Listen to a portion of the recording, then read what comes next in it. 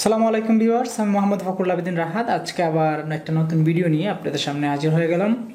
আমি কয়েকদিন আগে একটা ভিডিও বানিয়েছিলাম, সেটা হচ্ছে গিয়ে যে ফ্রিল্যান্সিংয়ের সাথে বিভিন্ন যে স্কিলগুলো আছে ওই স্কিলগুলোর কেরিয়ার বা কীভাবে আমরা এই জিনিসগুলো নিয়ে কাজ করতে পারি। তো ফার্স্ট ভিডিওতে আমি হচ্ছে ফ্রিল্যান্সিং প্লাস এর সাথে রিলেশনশিপ হচ্ছে গিয়ে ডিজিটাল মার্কেটিংয়ের সাথে সম্পর্ক কী ওইটা আলোচনা করেছিলাম এবং বলেছিলাম যে নেক্সট ভিডিওতে আমি গ্রাফিক্সে ফ্রিল্যান্সিংয়ের সাথে গ্রাফিক্স ডিজাইন বা গ্রাফিক্স ডিজাইনের মাধ্যমে কীভাবে আমরা ফ্রিল্যান্সিং করতে পারবো এই জিনিসটা নিয়ে আলোচনা করব। তো আজকে এখনই সময় আপনাদের সামনে জিনিসটা নিয়ে এক্সপোজ করার বা আপনাদের নিয়ে আলোচনা করার। আমি আসলে একজন ডিজিটাল মার্কেটার। তো আপনাদের মাঝে প্রশ্ন থাকতেই পারে যে আমি ডিজিটাল মার্কেটার হয়ে গ্রাফিক্সের কতটাই বা বুঝি বা গ্রাফিক্স নিয়ে কীভাবে আলোচনা করব। তো আগে একটু ক্লিয়ার করে নেই যে গ্রাফিক্সের সাথে আমার রিলেশনটা কতটুকু বা আমি গ্রাফিক্সের সাথে কতটুকু সংযুক্ত আছি। আমার ফ্রিল্যান্সিংয়ের স্টার্টিংটা ছিল গ্রাফিক্স দিয়ে। আমি সিলেটের আলমপুর সিলেট টিটিসি যেটাকে বলে টেকনিক্যাল ট্রেনিং সেন্টার, ওইখান থেকে প্রথমে গ্রাফিক্স ডিজাইনের 6 মাসের ডিপ্লোমা শুরু করি এবং ওই ডিপ্লোমার কোর্স শেষ করার পরে হচ্ছে গিয়ে আমি ফ্রিল্যান্সিং সেকশনে আসি এবং ওইখানে আমার বেসিক ক্লিয়ার ছিল। অ্যাডভান্স লেভেলের ডিজাইন যদি জানা থাকতো তাহলে হয়তো বা আমার গ্রাফিক্স ডিজাইন নিয়েই কেরিয়ার করা হইতো। আসলে মানুষের একটা প্যাশন থাকে, আমারও হচ্ছে কেন জানি ওইটার তেমন বেশি ভালো লাগে নাই, যার কারণে আমি মুভ অন করে হচ্ছে ইয়াতে চলে এলাম, ডিজিটাল মার্কেটিংয়ে চলে এলাম। এটা হচ্ছে প্রথম পরিচয়। সেকেন্ড হচ্ছে গিয়ে আরপিএল আরটিও নামে দুইটা জিনিস আছে। আর জানি না কতজন জানেন আরপিএল বা আরটিও সম্পর্কে। আরপিএল এবং আরটিও নিয়ে একটা পুরো ভিডিও বানাবো এবং ওইখানে এই জিনিসগুলো নিয়ে আলোচনা করবো ইনশাল্লাহ। তো একটু সিম্পলি বলে দিই, আরপিএল বা আরটিও হচ্ছে গিয়ে মানুষের আমরা যে স্কিলগুলো আছে, যে কোনো সেক্টরের স্কিলগুলো আছে, এই স্কিলগুলোর একটা রিকগনাইজেশন সনদ।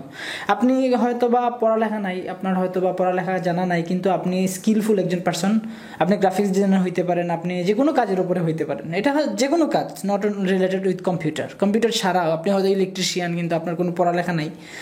তো এই সকল মানুষদের যাদের স্কিল আছে কিন্তু পড়ালেখা নাই, তাদেরকে হচ্ছে আরপিএল একটা সনদ দিয়ে থাকে রিকগনাইজেশনের জন্য। আপনি যাতে যে কোনো জায়গায় সার্টিফিকেট শো করে আপনার স্কিলটাকে প্রুভ করতে পারেন। তো প্রথমে তো স্কিল থাকতে হবে, ওইটার একটা পরীক্ষা দিতে হবে। পরীক্ষা দিয়ে তারপরে ওটার লেভেল আছে, লেভেল 1, লেভেল 2, লেভেল 3, লেভেল 4 এরকম করে। আর আরটিও হচ্ছে গিয়ে এসএসওর পার্ট, ওইখানে লেভেল 4 থেকে শুরু হয়। তো আমার হচ্ছে গ্রাফিক্স ডিজাইনের উপরে আরপিএল লেভেল 1 এবং লেভেল 2 কমপ্লিট করা এবং আমি successfully competent on their. And আমি গ্রাফিক্স ডিজাইনের উপরে না, এটা হচ্ছে গিয়ে এই গ্রাফিক্স ডিজাইন যে স্কিল আছে ওইটার উপরে লেভেল 4 আরটিও লেভেল 4 কমপ্লিট করা। দ্যাট মিনস হচ্ছে গিয়ে আমি একজন অ্যাসেসর। আমি বিভিন্ন জায়গায় গ্রাফিক্স ডিজাইন এবং আইটি রিলেটেড যে বিভিন্ন যে টিটিসিগুলোতে যে পরীক্ষাগুলো হয় ওই পরীক্ষাগুলোতে গিয়ে পরীক্ষা নেই। তো এই আরপিএল এবং আরটিও আপনারা যে কেউ চাইলে করতে পারবেন। তো এটা খুবই ইজি প্রসেস। সো এই প্রসেস বা কীভাবে এইগুলো নিয়ে কাজ করতে পারেন এটা নিয়ে ইনশাল্লাহ আমি ফিউচারে একটা ভিডিও বানানোর চেষ্টা করব। যদি আপনাদের ইন্টারেস্ট থাকে এটা সম্পর্কে জানার, অবশ্যই কমেন্ট বক্সে জানাবেন। তো আজকে যে জিনিসটা নিয়ে আলোচনা করছি সেটা হচ্ছে গ্রাফিক্স ডিজাইন এবং গ্রাফিক ডিজাইন দিয়ে কীভাবে আমরা ফ্রিল্যান্সিং করতে পারি। তো ভিডিওর শুরুতে বলে দিচ্ছি, যারা কিনা আমার এই চ্যানেলে নতুন, please hit the subscribe button and click the bell icon, যাতে নতুন নতুন সবগুলো ভিডিওর আপডেট পেতে পারেন। আর যারা কিনা আমার এই চ্যানেলে অলরেডি সাবস্ক্রাইবার, আমার শুভাকাঙ্ক্ষী, আপনাদেরকে অসংখ্য ধন্যবাদ আমার সাথে থাকার জন্য।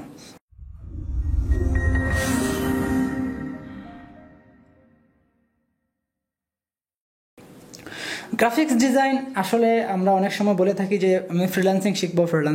আসলে ফ্রিল্যান্সিং একটা প্রসেস, হ্যাঁ শিখতে হয়, কিন্তু তার আগে আপনার একটা স্কিল ডেভেলপমেন্ট করতে হয় নিজের।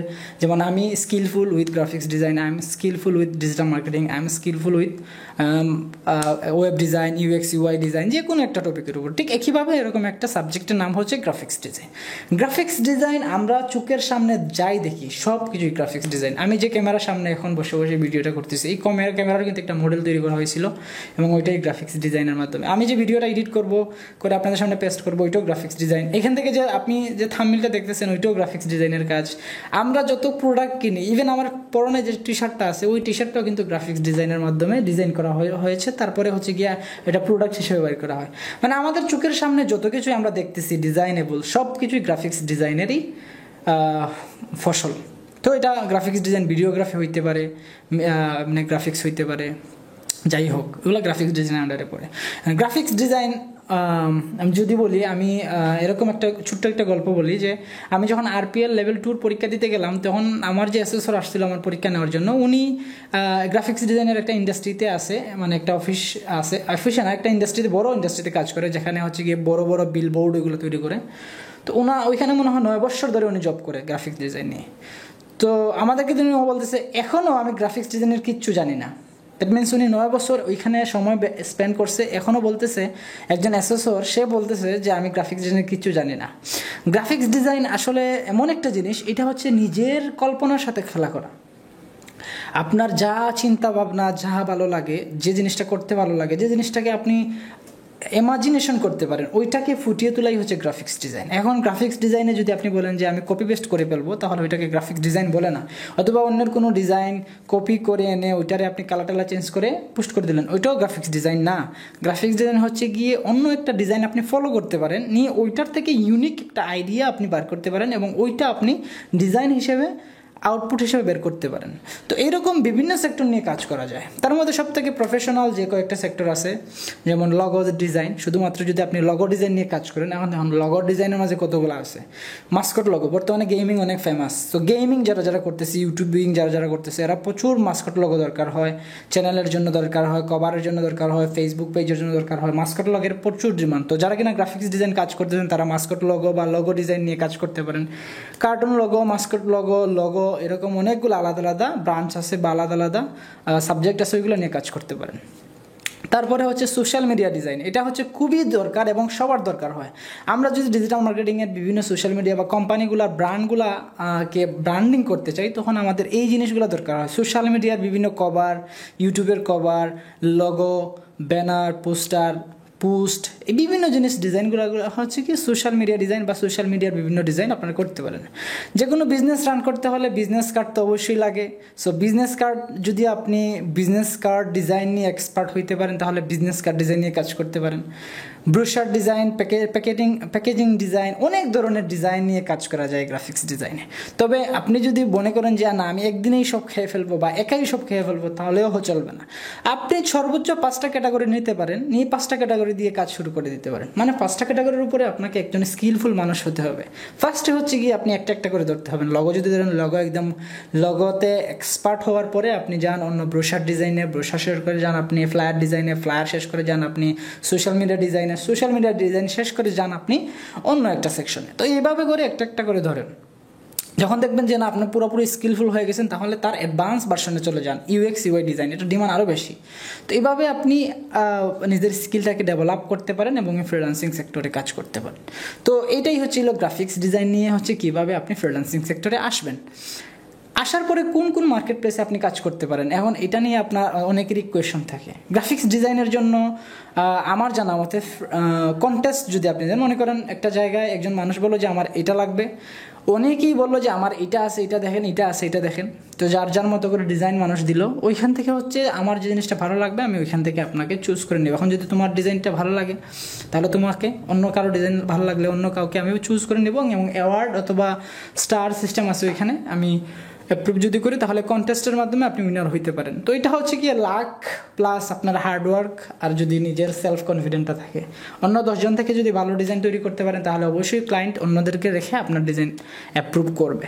তো কন্টেস্টের মাধ্যমে যদি আপনি ফ্রিল্যান্সিং করতে চান কন্টিনিউ, তাহলে আপনাদের জন্য, মানে গ্রাফিক্স ডিজাইনের জন্য freelancer.com is the best.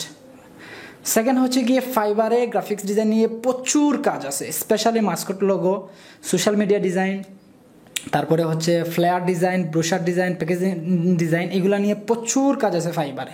So চাইলে আপনি ফাইবারে কাজ করতে পারেন। পিপুল পার আওয়ারে গ্রাফিক্স ডিজাইন নিয়ে প্রচুর কাজ আছে। 5 স্কোয়াডে গ্রাফিক ডিজাইন নিয়ে প্রচুর কাজ আছে। আপওয়ার্কে তো আর বলার কোনো, মানে কী বলবো, আপওয়ার্কে তো বইলা শেষ করতে পারবো না। সো যে কোনো মার্কেট প্লেসে আপনি এই গ্রাফিক্স ডিজাইন নিয়ে কাজ শুরু করে দিতে পারেন। তাহলে আপনার কি দরকার, আপনার হচ্ছে গিয়ে প্রথমে মাইন্ড সেট আপ করেন যে না আমি গ্রাফিক্স ডিজাইন নিয়েই আমি আগাবো। গ্রাফিক্স ডিজাইন মাইন্ডটাকে সেট আপ করেন, তারপরে 1 by 1 স্টেপটাকে নিয়ে স্টেপ বাই স্টেপ আপনি কাজ শুরু করতে দেন, মানে শিখতে থাকেন, স্কিল ডেভেলপমেন্ট করতে থাকেন। ওইটা মনে রাখবেন যে আরও নিজেকে প্রশ্ন করবেন যে না আরও 10 জন থেকে আমি ভালো ডিজাইন করতে পারলাম কি না। যখন দেখবেন যে না আরও 10 জন থেকে আপনারটা ভালো, তখনই মনে করবেন যে না you are perfect for join the market place. Market প্লেসে শুধু শুধু জয়েন হয়ে অ্যাকাউন্ট তৈরি করে বেকারত্বর মানে এমনিতেই তো বেকারত্বের সমস্যা ভুগতেছি আমরা সবাই দেশে, মার্কেট প্লেসে বেকারত্বের এই সমস্যাটা বাড়াবেন না। শুধু শুধু আমাদের দেশের 6 লাখ না 7 লাখের মতো রেজিস্টার্ড ফ্রিল্যান্সার আছে, কাজ করতেছে মনে হয় 2-3 লাখের মতো।